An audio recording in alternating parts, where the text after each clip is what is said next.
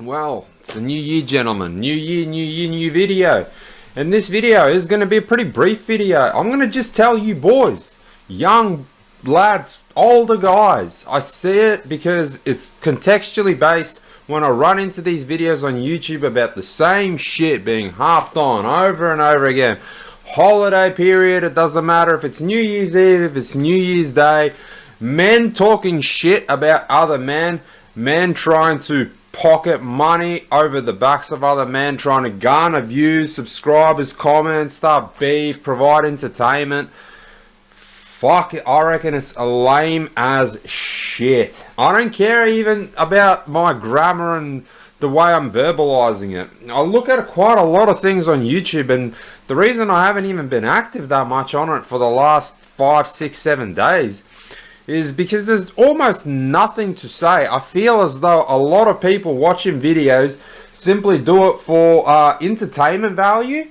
They want their retardation validated, so whatever position and predicament and outlook overall they have in life, they want to watch a video and be like, oh, he agrees with me. Oh, he's thinking like I'm thinking. Yeah, women must all be hoes. Women must all be sluts. Women must want to extort men.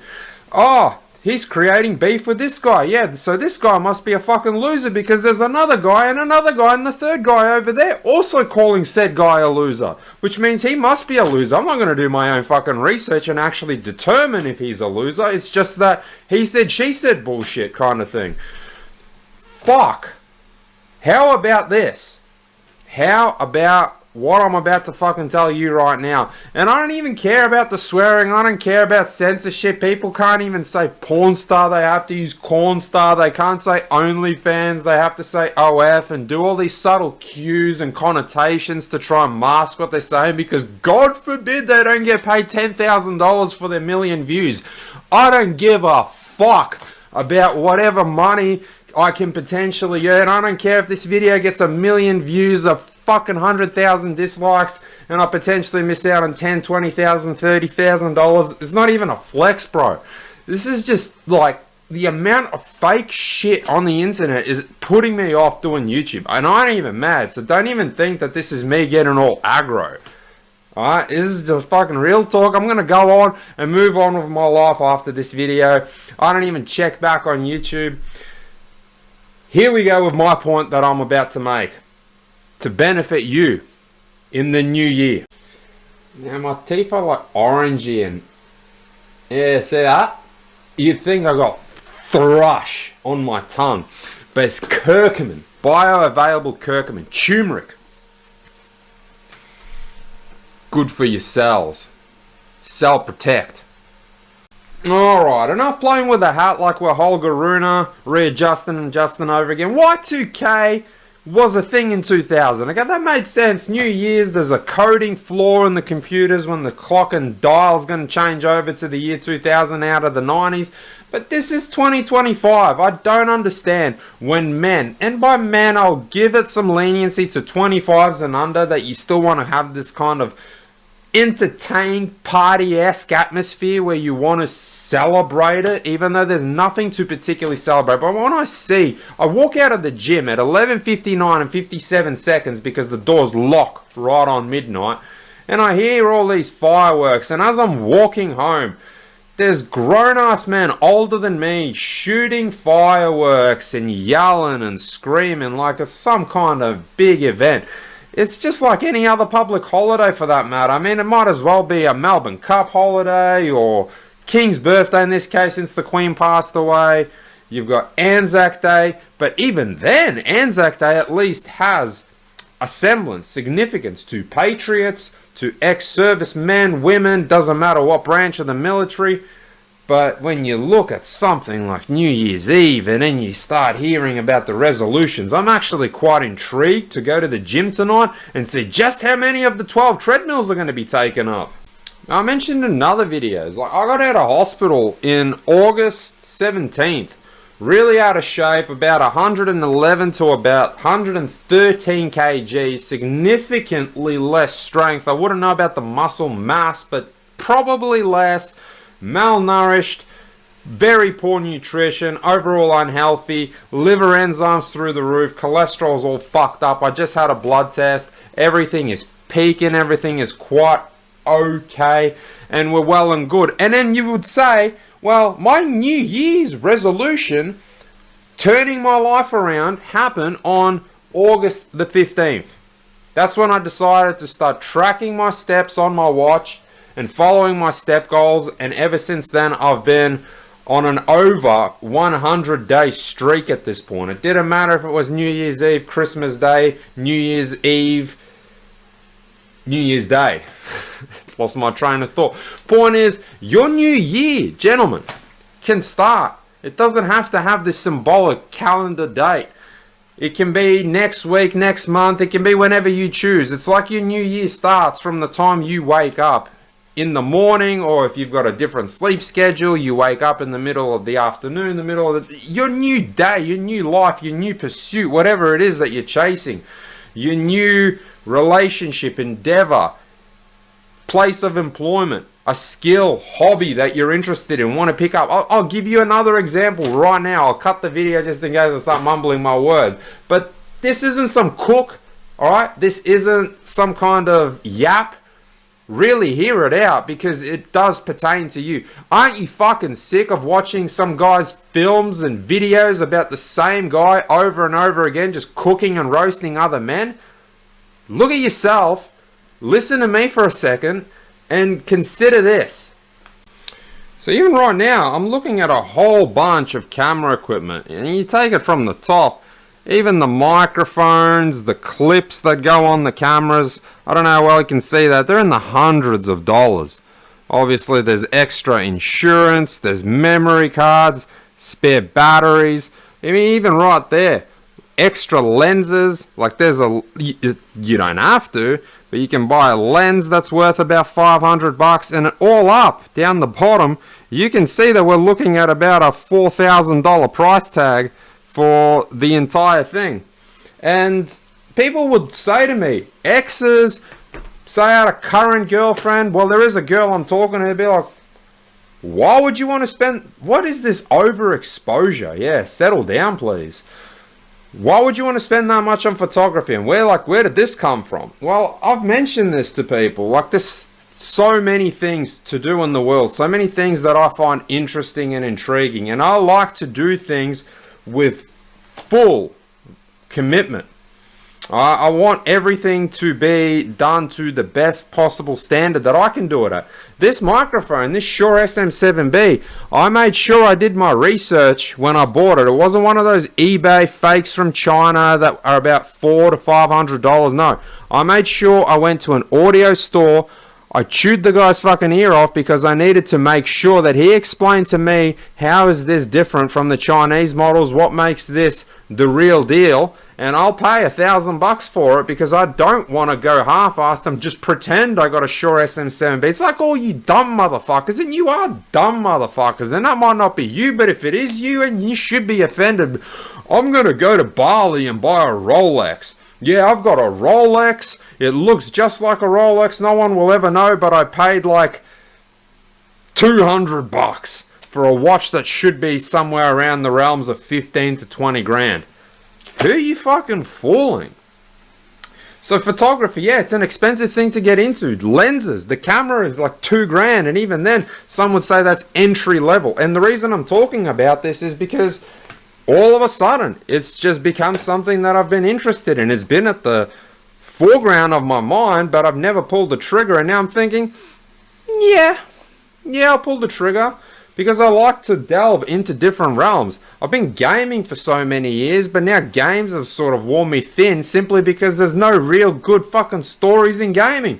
Movies have been a big part of my life too. I've enjoyed certain movies. I've taken so many things out of a good film, a good game. The world will know that free men stood against a tyrant, that few stood against many. And before this battle was over, that even a god king can bleed. Just look behind me. There's The Departed, How many times have I seen The Departed? I thought it was a fantastic movie, and every time I rewatch it, I can get that little bit extra out of it. From the mannerisms, to the vocal tones, to the presentation, overall score of the movie, the dialogue and interactions between characters, the way the scenes play out and interconnect. Does that make sense? So, even movies now, I don't watch them so much because everything's fucking shit. The Last of Us has got turned into some homosexual, hypererotic fantasy. I watched like 2 episodes of that TV show. I was really looking forward to it. I thought HBO can do no wrong. Nah, turned out we got to fuck up the arse in The Last of Us. We're going to interlude some homosexual shit. Al Pacino, Scarface. Great movie. I think back to so many things. I mean, that movie basically inspired Vice City, which was what really took Grand Theft Auto onto the scene. Grand Theft Auto 3, I think, technically did, but Vice City really made it pop. Really brought on San Andreas and everything we know about Grand Theft Auto now. I'm not going to go on too much about movies, but I have mentioned this in other videos about posters. So we're getting back to photography. Yeah, it's something that intrigues me. And for you watching this, have you got something at the forefront? Why have I got turmeric everywhere? It's like turmeric on my arm, man. This fucking curcumin. It's good shit, though.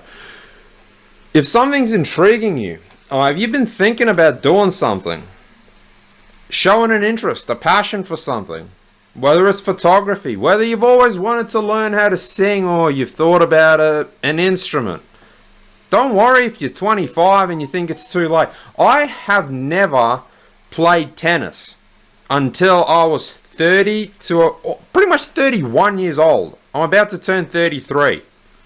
But because I started to really commit to it and play tennis, some would say, or I'm saying, full time, really become heavily invested, from my equipment to the amount of hours I put into it to the gym specific exercises I do for the sport, to putting money aside for private coaching. If I've got a niggling injury, I make sure it's a specific type of drill that still lets me focus on aspects of the sport that won't trigger the niggling injury. People look at me like, you're fucking crazy. Why are you starting tennis at 31 years old, especially with knees and ankles that have had multiple surgeries? Yeah, within reason. I'm not trying to be ATP Tour, but I want to get the best out of myself, and it's a hobby and a really viably strong passion that I've come into at, you could say, a later stage in my life. So for you, if that's like mountain biking, you always thought about trail riding, but you've got no experience. So many men just shut off in their own fucking box. Like, I don't want to do anything. I don't want to learn how to write. I don't want to learn how to improve my grammar. I don't want to learn poetry. I'm not interested in perfumery. This is gay, that is gay. I'd rather just sit there and watch fucking Jizz Hub, Fake fucking Taxi, and watch other men on YouTube entertain me by talking shit about other men on YouTube, and mindlessly scroll through social media. Ah, yeah, that's interesting. Sophie Rain made $5 million. I wonder why. I mean, she's pretty cute. Better pay $29.95 and subscribe. Maybe I'll get a wank or two out of it too. See what it's all about. Oh, man. You know what? I got to see what all that rage is about too. I mean, she's okay looking. I'm going to go watch her podcast. I'm going to start commenting and interact. Man, trim the fat. Cut the fucking noise, dudes. Do things that make you fucking live. Don't follow the crowd. I've never followed the crowd. I don't give a flying fucking dick about what anyone else is doing. I don't care what people think. I walk the streets. Funny thing, yesterday I was walking home after it was New Year's Eve, and quite a lot of people were outside of their house. They were trying to watch these non-existent fireworks. I don't know what they expected in the suburbs. It's not like it was in the city. But quite a lot of people like coming out of their house to watch these, I suppose, illegal fireworks popping off. And when I'm walking there in my gym gear, blasting my music, they're looking at me like, because I walk, and as I mentioned, sometimes I'll actually have like a voice memo on. So it's like a diary entry. Think of it like that. But rather than typing while I'm walking, I'll just set the voice recorder on.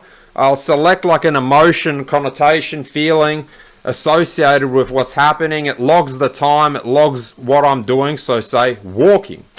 And I'll speak for about a minute or two. And people are looking at me like this guy's fucking flailing his arms around and he's getting all emotive. And there's like not even like in this case how there's a camera. Clearly I'm making a video. You're just out in public, being a bit like what you've watched now for like the last 10 minutes. Just looking at me. I don't care. I don't care. I even said to one of them, because this lady is looking at me from across the street and she's just like, I even yelled out. I'm like, yeah, like go, run inside, yeah. Yeah, I'm the Sudanese refugee that's going to pull a machete out and I'm going to attack you. I'm going to rob you because I'm walking here at 12 a.m. She looked at me like I'm some kind of a threat. Don't even worry about what other people think. Don't worry about what your girlfriends are going to think. If you want to buy a certain car because it makes you happy, you can justify. I'm not talking about impulsive purchases, like things you actually think about. Photography is one of them. And then people will be like, well, what do you want to take photos of? Well, a good camera, first of all, I'll tell you, is for life. Yeah, I can take, even the videos I'm recording now will be like 10 times better quality with a professional camera. Provided I look after it, it's for life. And don't underestimate the power of a quality image. Like I've mentioned before and like I just touched on, the posters, the things on the walls that I'm looking at. I can take a really good quality photo of something or somewhere that I've been, or a photo of myself, portrait with someone else, etc. No reason I can't pay some extra money, get it printed out on canvas paper and use that as a poster, and it can be like a piece of art which really stimulates my brain and brings me back into, say, some kind of an event that's happened. Man, 10 minutes of non-stop yapping, as some of you would say. If you've gotten this far, you're a G, but I bet half of you fucking melons need a YouTube short version of this. There's a good meme I saw. Once you control your lust, you realize that 90% of women are boring. I like that quote, but didn't quite agree with it because 90% is very well understated. It's completely underestimated. I would go as far as to say 99.99. So maybe 1 in 10,000 isn't boring. It's not that many when you consider the fact that there's at least 4 billion on Earth. So then, what, like 1 in 10,000 not being boring? I have spoken to a lot of women, and for you that think like, oh, I'm gonna go watch this dating, I've had enough of listening to this guy talk because he's never been married. I have been in long-term serious relationships. I have done my fair share of fuck-ups and harm, in the sense of contributed to those relationships ending, and I can take responsibility. But there's quite a lot of things that I've learnt. And even now with this woman that I saw leading up to New Year's Eve, there's not going to be some kind of a doxing video. If you're hypothetically watching this, I ain't even going to say your name.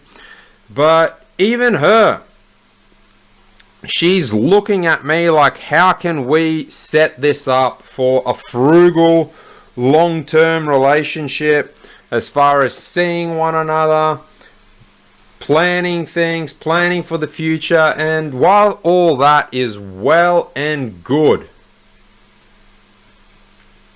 the way I said it, or at least the way I'm really going to simplify and say it for you now, and I think all of you men should do this, especially you younger guys that aren't well and truly over the hill, descending down from Mount Everest. You know what I mean? Like you're like in your 50s and you're a McDonald's manager. Like that's just the way it is. I use that as a synonym, an example to emphasize that you haven't really set up a huge financial base being a McDonald's manager. It is what it is. Like, you're a McDonald's manager. But that's still not to say that you can't be content. Fuck, maybe I should just wipe this, but I'm probably not going to. Worry about your own individual happiness. A woman coming into your life isn't going to be the remedy that's going to make you happy. A woman, from all my experience that I found, has been nothing but a burden to my life. Because for her to not be a burden and a hindrance, for her to be a support in your life, that's exactly what she needs to be. She needs to be a dependable, reliable, committed, faithful, loyal, supportive woman that doesn't have any particular ambitions. You don't want her to be ambitious. While she can have her own identity, her own interest, her small group of friends, say a hobby such as a sport that she casually plays, and people she sees once in a while, such as girlfriends. I'm not talking about fucking guys. Girls and guys can't be friends, sort of thing. I don't give a shit if she says that I've been friends with this guy for 10 years and he's married. That's unacceptable in my book. Do with that information what you will, but go on with your life and find things that make you truly happy. Because right now, if I was to say be in a relationship as opposed to just talking to this girl, it came up in a way already. Oh, you want to spend 5-6 grand on a downhill dirt bike. Not a dirt bike, like a trail bike, I should say. What about buying a car? What about buying a car so you can come see me? You're not going to be able to come see me 100 kilometers away on a trail bike. I'm like, what makes you think that I want to come and see you 100 kilometers away even if I had a car? And buying a car means that there's less money left over for the trail bike. So you want me to put it to you quite bluntly? The trail bike and riding that, which I would aspire to do every single day, even if it's for shorter trips, say 1 to 2 kilometers. And if I maintain and look after said trail bike, it's going to be with me for thick and thin, ride or die, quite literally, for years, decades to come. And a car, well, whilst I can get one, I don't really need it. Why do I need it? I get food delivered. It's much more economical. Actually ends up being cheaper, since a lot of the time online delivery through even major retailers, food retailers here in Australia, is cheaper. I don't have to waste my time rubbing shoulders with a bunch of fucking degens, mums with prams and fucking slobs with bare feet, stand in an aisle. I can just go through the aisles digitally, and when you spend over a certain amount of money on groceries, it gets delivered for free, and I can choose the time that suits me. Perfect. And if something's missing, like it has been once or twice, the money is just refunded. Seamless system. I don't have to worry about browsing through the aisles and potentially, oh, that's on special? Because you know stores do that shit on purpose. And then buying things that you ultimately didn't set out to buy. Because when you buy it online, it's not like scrolling through aisles. You simply search for the thing that comes to mind that you want to eat. Some kind of a thing that you need, a product that you desire. So coming back to the car point, I say to this woman, I just don't need one. Right now, it seems as though the only thing the car is going to do is allow me to go see you. Why do I want to then spend 30 grand on a car, insurance, rego, maintenance? I do enjoy driving, don't get me wrong, but I don't need it. I get taken to work for free. My transport to work is already free, door to door. My groceries, like I said, door to door. The clothes that I wear, door to door. The sports that I play, I can walk there. Everything is within the vicinity. But like I also mentioned, with a trail bike, I'll cut the time down by 4x. If it's a 50-minute walk, I'll get there in like a 12, 13-minute ride. So, again, all I need a car for is for you? But it ain't gonna fucking happen. I'm gonna get this... And, of course, I get like the cold shoulder, the KK approach. Like, KK, thumbs up.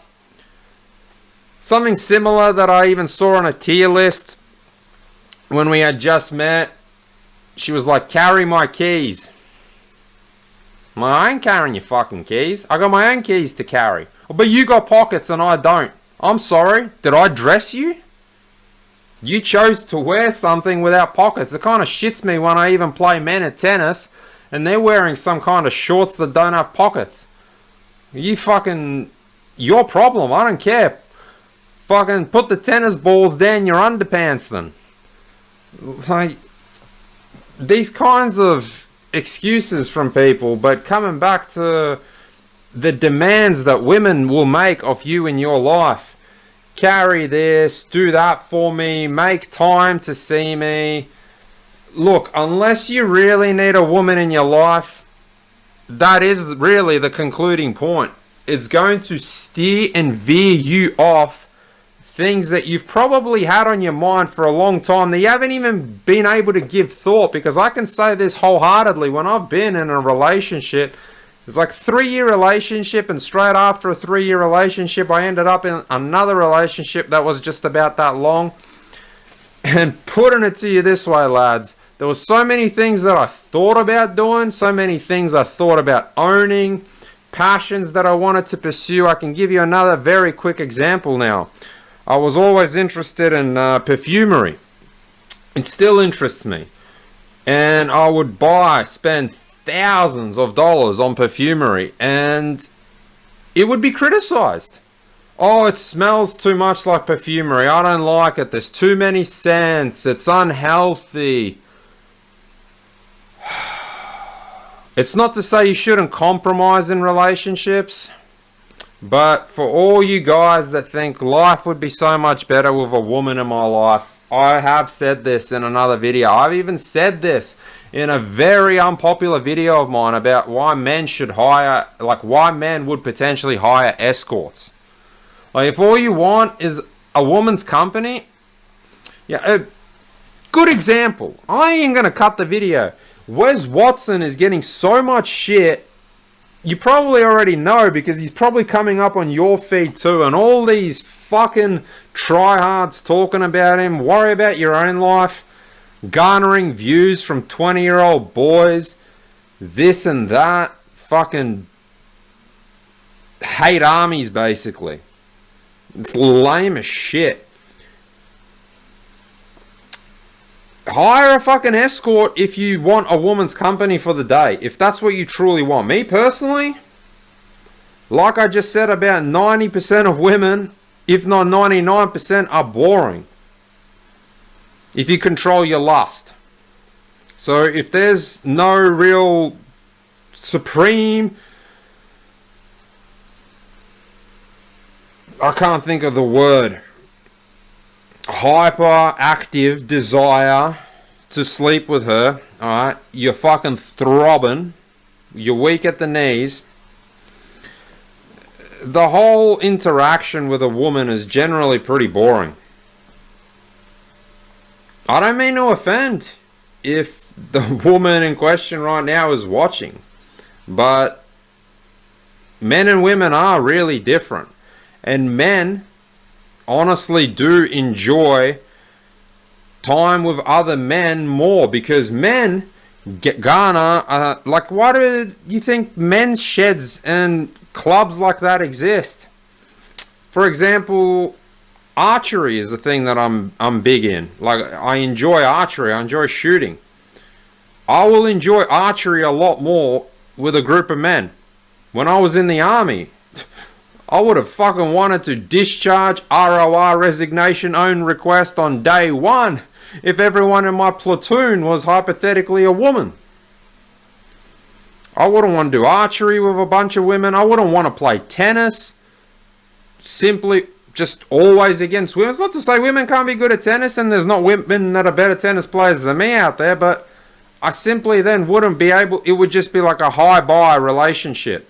We wouldn't have any kind of real conversations afterwards and engage in an interpersonal interaction. It would be like a hi and bye, and even then, odds are that the woman would probably lose, would probably get flogged. So you'd want to play the sport against the woman. For all you guys that like basketball, that are decent at any kind of sport that you're decent at, when you want to be competitive in said decent sport, you want to be versing men. You don't want to be versing women. You don't, like, it's okay to go to the park and have like a kick to kick with, say, your girlfriend or a girl that you're getting to know, but as far as anything, as far as the competitive nature goes up, the stakes are raised in the sense that you want to compete. All right, you're counting score, keeping track of points, etc.